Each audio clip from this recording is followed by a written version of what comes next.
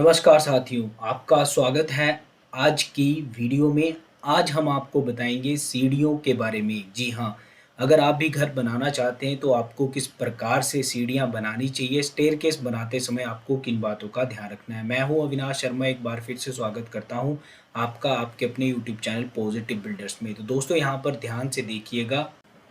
तो दोस्तों इसे हम कहते हैं वेस्ट स्लैब।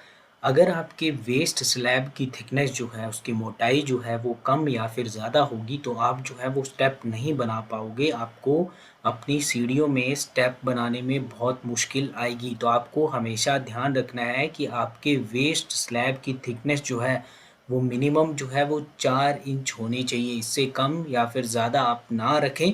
दोस्तों इस बात का आपको हमेशा ध्यान रखना है। दोस्तों आपको हमेशा अपने घर की सीढ़ियों को क्लॉकवाइज डायरेक्शन में ही बनाना चाहिए ताकि रेलिंग जो है वो सीधे हाथ की तरफ हो। अगर हम अपनी सीढ़ियों पर गिरते हैं तो सीधे हाथ की मदद से हम जो है वो रेलिंग को आसानी से पकड़ सकें और अपना बचाव कर सकें।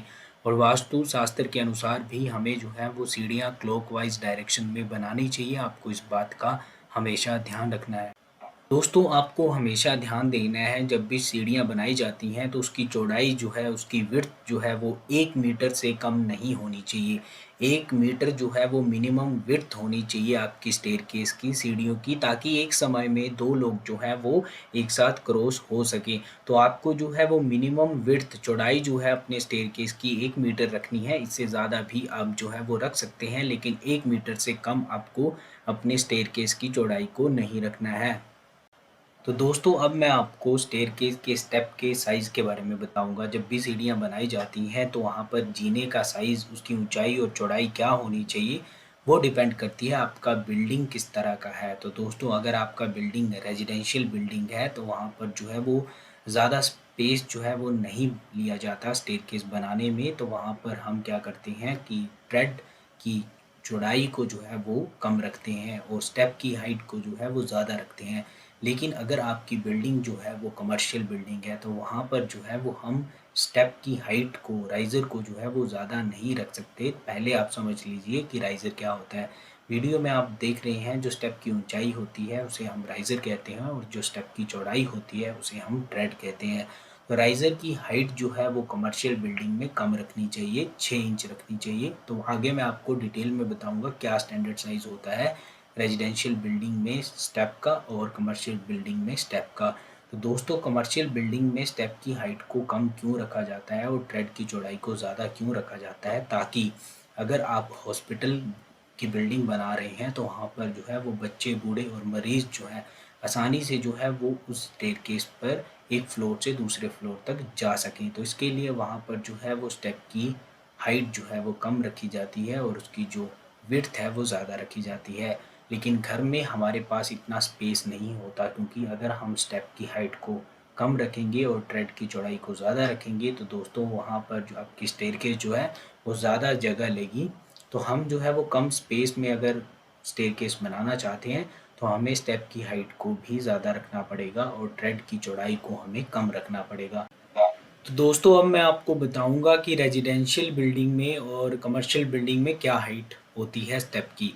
तो देखिए दोस्तों, रेजिडेंशियल बिल्डिंग में स्टेप का साइज़ जो रहता है, राइज़र उसमें होता है 7 इंच मैक्सिमम। आपको जो है वो राइज़र रखना है और ट्रेड की जो विड्थ है वो आपकी 10 इंच मिनिमम होनी चाहिए। उसी के साथ कमर्शियल बिल्डिंग में आपके स्टेप का साइज़ जो है वो रहता है, राइज़र की हाइट जो है वो 6 इंच मैक्सिमम होनी चाहिए, इससे ज़्यादा नहीं होनी चाहिए। और ट्रेड की जो चौड़ाई है वो 12 इंच होनी चाहिए, इससे कम नहीं होनी चाहिए। तो ये जो सारी जानकारी है ये इंडियन स्टैंडर्ड कोड के अनुसार है दोस्तों, मेरा बनाया हुआ कुछ भी नहीं है। मैं इंडियन स्टैंडर्ड कोड की मदद से वहाँ से जानकारी को आप तक पहुँचाने का काम करता हूँ अपने यूट्यूब चैनल के माध्यम से। इसी के साथ दोस्तों वीडियो में आगे बढ़ते हैं। अब हम बात करेंगे लेंथ ऑफ फ्लाइट के बारे में। देखिए दोस्तों, आपको जो है वो स्टेयरकेस, अगर आपको यू शेप का स्टेयरकेस बनाना है तो आपको अपनी एक फ्लाइट में ज़्यादा से ज़्यादा 12 स्टेप देने हैं। अगर 12 स्टेप आपके पूरे हो जाते हैं एक फ्लाइट में, तब आपको जो है वहाँ से टर्न करना है, या फिर आप जो है उससे कम जो है वो आप स्टेप दे सकते हैं। लेकिन आपको हमेशा याद रखना है कि एक फ्लाइट में मैक्सिमम जो है वो ज़्यादा से ज़्यादा 12 स्टेप होना चाहिए और मिनिमम जो है वो आपको एक फ़्लाइट में 3 स्टेप से कम स्टेप नहीं देने हैं। तो दोस्तों अब मैं आपको बताऊंगा स्टेयरकेस के एंगल के बारे में। देखिए बहुत ही ज़्यादा इम्पोर्टेंट है आपको स्टेयरकेस के एंगल को समझना। अगर स्टेयरकेस का एंगल या फिर कह लीजिए स्लोप जो है वो बहुत ज़्यादा स्टीप होगा तो वहाँ पर जो है वो चलना बहुत ज़्यादा मुश्किल होगा, आप अपनी स्टेयरकेस से गिर भी सकते हैं। तो आपको हमेशा ध्यान रखना है कि आपके स्टेयरकेस या फिर आपकी सीढ़ियों का जो एंगल है, जो स्लोप है, वो ना बहुत ज़्यादा हो और ना ही बहुत कम हो। आपकी स्टेयरकेस कम स्पेस में भी बन जाए, इसी के साथ जो है वो आपकी स्टेयरकेस पे चलना जो है वो आसान हो, आप आसानी से जो है वो अपने एक फ्लोर से दूसरे फ्लोर तक सीढ़ियों की मदद से जा सके। तो यहाँ पर आपको मैं बताना चाहूँगा जो स्टेयरकेस का एंगल है वो होना चाहिए आपका 25 टू 40 डिग्री के बीच में, 25 डिग्री से 40 डिग्री के बीच में जो है वो आपके स्टेयरकेस का स्लोप या फिर कह लीजिए एंगल होना चाहिए, ताकि आपकी स्टेयरकेस जो है वो बहुत ज़्यादा स्टीप ना बने और आप जो है वो स्टेयरकेस पे आसानी से जो है वो चल सकें, आपको किसी भी तरह की कोई प्रॉब्लम ना हो। तो इस बात का आपको विशेष रूप से ध्यान रखना है कि आपके स्टेयरकेस का एंगल 25 डिग्री से 40 डिग्री के बीच में होना चाहिए।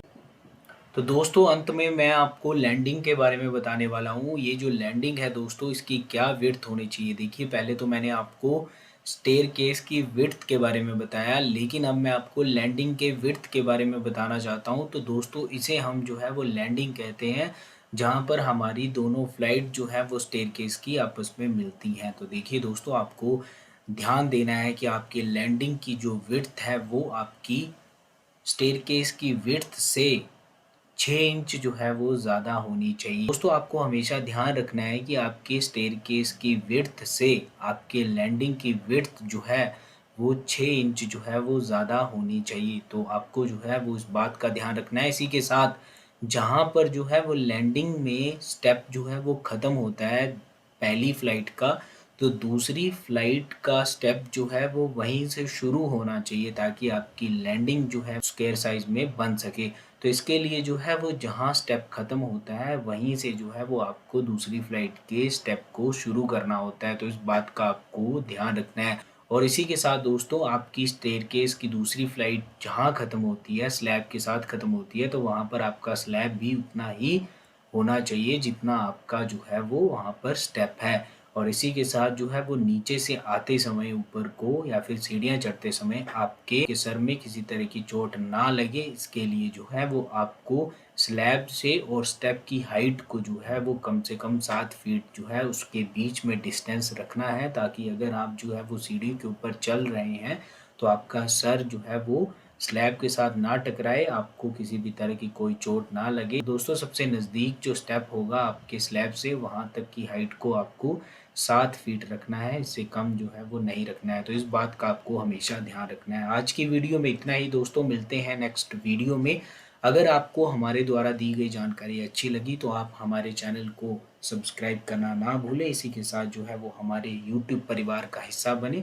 आपके लिए हम इससे भी बेहतर वीडियोस लगातार लाते रहेंगे। तो आज की वीडियो में इतना ही, मिलते हैं नेक्स्ट वीडियो में, तब तक के लिए बाय, धन्यवाद, आपका दिन शुभ हो। हमारे यूट्यूब चैनल पॉजिटिव बिल्डर को सब्सक्राइब करें, शेयर करें, लाइक करें और बेल आइकन को ज़रूर प्रेस करें, ताकि आने वाली वीडियो आपको समय पर मिलती रहें।